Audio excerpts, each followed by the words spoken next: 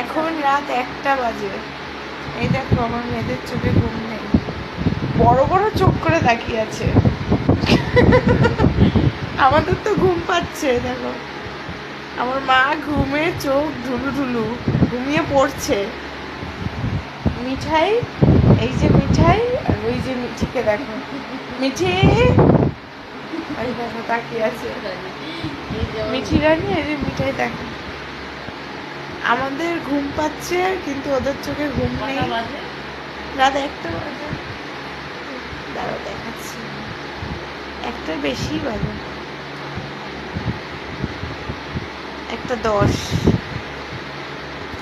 তো আমরা এখন জেগে রয়েছি, এইভাবেই জেগে থাকবো সেই 3টে অবধি। এখন ওদের খেলবার টাইম, এখন ওরা খেলবে মানে আমাদেরও এখন জেগে থাকতে হবে। দেখলাম বড় বড় চোখ করে তাকিয়েছে, ঘুমাবে না। সেই আমাদের রাতের ঘরে এরকম আমি আর মা এরকম ঘন্টার পর ঘন্টা, তখন তো কাঁচা সেলাই ছিল, নিয়ে বসে থাকতাম।